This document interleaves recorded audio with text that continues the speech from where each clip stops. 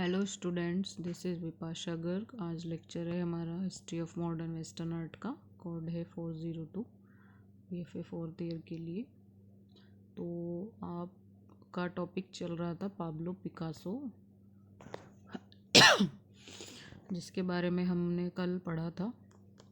उससे next video है ये। तो बायोग्राफी के बारे में हम इनकी बात कर रहे थे। पाब्लो पिकासो आपका इम्पोर्टेंट आर्टिस्ट है, ठीक है। जहाँ हमने कल छोड़ा था उससे आगे बात करते हैं। पिकासो के काम को अक्सर अवधि में वर्गीकृत किया गया है, यानी मतलब जो उनका काम था तो उसको इन्होंने पीरियड्स में दिखाया है।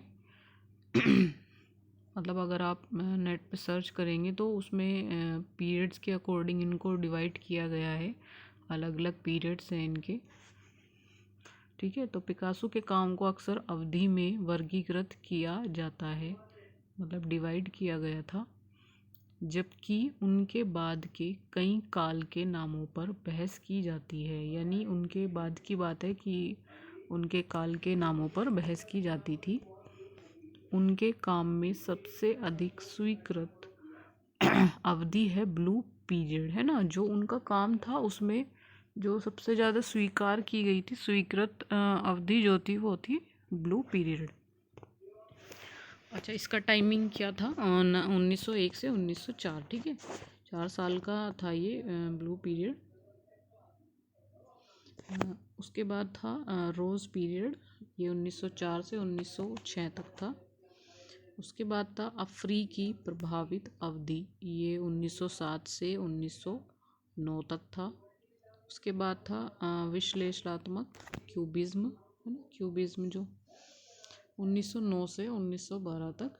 और सिंथेटिक क्यूबिज्म ये 1912 से 1919 तक, है ना, जिसे क्रिस्टल काल भी कहा जाता है, ठीक है। तो ये इनके पीरियड्स हैं जो इसमें बताया है कि पिकासो के काम को अक्सर अवधि में वर्गीकृत किया जाता है। तो ये अवधि ये थी इनकी: ब्लू पीरियड, रोज पीरियड, अफ्रीकी प्रभावित अवधि, विश्लेषणात्मक क्यूबिज्म और सिंथेटिक क्यूबिज्म, ठीक है। इनका टाइम आप ध्यान रखिएगा, 1901 से 1919 तक है, यानी ठीक है।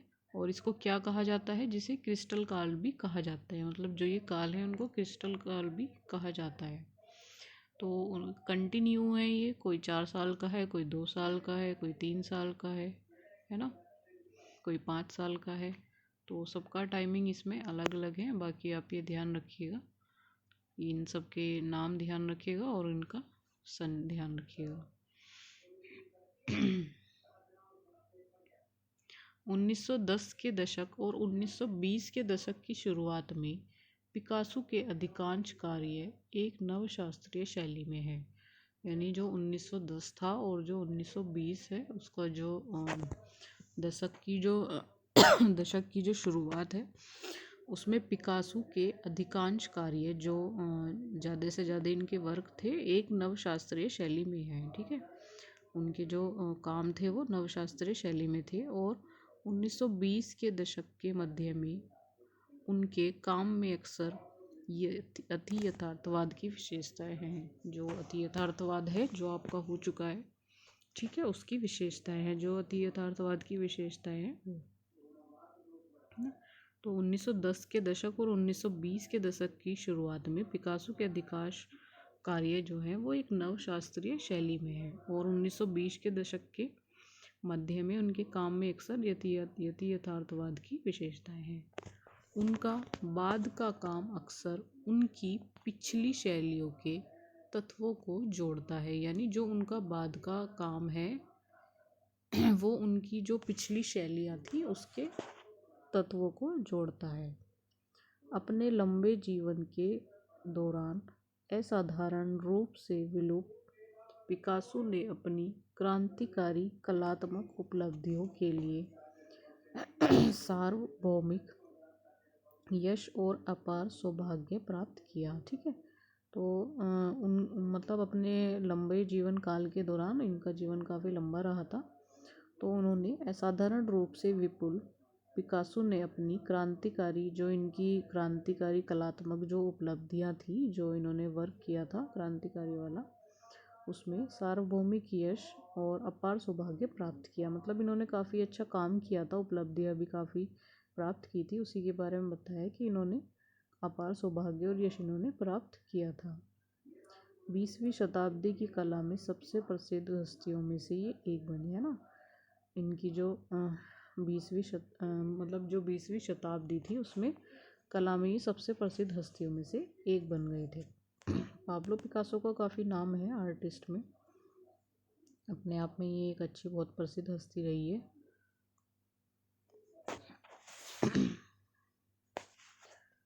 बायोग्राफी में आपका वो कंप्लीट हो गया है जो मैंने शॉर्ट में आपको बताया था। अब इनकी अर्ली लाइफ के बारे में बात करते हैं। पिकासो का जन्म 25 अक्टूबर 1881 को दक्षिणी स्पेन के मलागा आंद्रालूसिया शहर में हुआ था, है ना। इनका जो जन्म हुआ था वो मैंने स्टार्टिंग में आपको नोट करा दिया था, 25 अक्टूबर 1881 को हुआ था दक्षिणी स्पेन के मलागा आंदालूसिया शहर में, ठीक है। वह डॉन जोस रुइज वाई ब्लास्को और मारिया पिकासो वाई लोपेज का पहला बच्चा था, ठीक है। किसके? डॉन जोस रुइज वाई ब्लास्को और मारिया पिकासो वाई लोपेज, इनके मदर फादर का नेम है। इनका ये पहला बेबी था। पिकासो का परिवार मध्यवर्गीय पृष्ठभूमि का था। मतलब इनका जो बैकग्राउंड था, इनकी जो फैमिली थी वो मध्यम वर्गीय पृष्ठभूमि की थी। उनके पिता एक चित्रकार थे जो पक्षियों और अन्य खेल के प्राकृतिक चित्रण में विशेषज्ञता रखते थे। इनके जो फादर थे वो चित्रकार थे और जो पक्षियों और अन्य खेल के प्राकृतिक चित्रण में विशेषता रखते थे। यानी उनकी जो विशेषता थी वो किस में थी? प्राकृतिक चित्रण में और पक्षियों में, ठीक है। मतलब इनके फादर भी चित्रकार ही थे। अपने अधिकांश जीवन के लिए रुइज स्कूल ऑफ आर्ट्स में कला के प्रोफेसर और स्थानीय संग्रहालय के क्यूटर थे। मतलब जो इनका अधिकांश जीवन रहा है उसमें Ruiz school of art crafts में, है ना, ये नाम है रुइज स्कूल ऑफ क्राफ्ट में कला के प्रोफेसर और स्थानीय संग्रहालय के क्यूरेटर थे, ठीक है।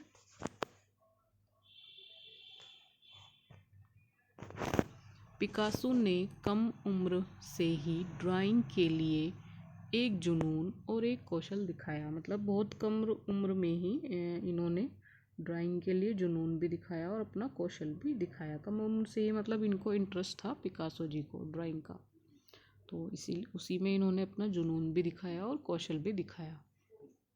उनकी माँ के अनुसार उनके पहले शब्द पिज पिज थे, है ना।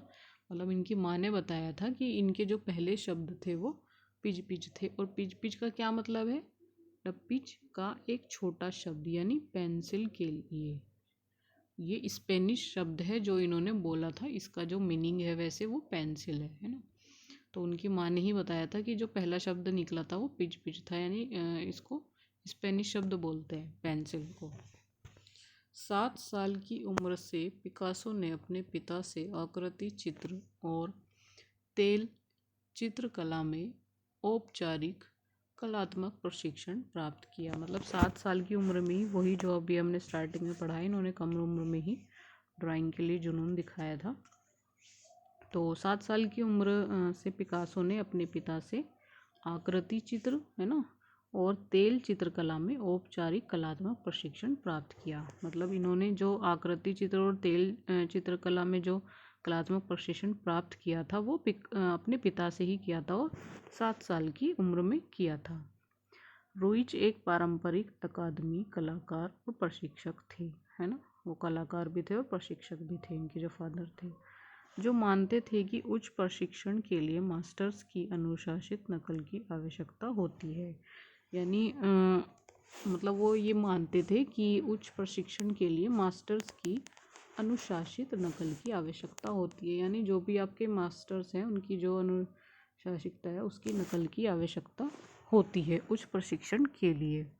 तो वही सब उन्होंने फॉलो किया था। ठीक है, आज की वीडियो में इतना ही रखते हैं, आगे कल नेक्स्ट वीडियो में डिस्कस करेंगे।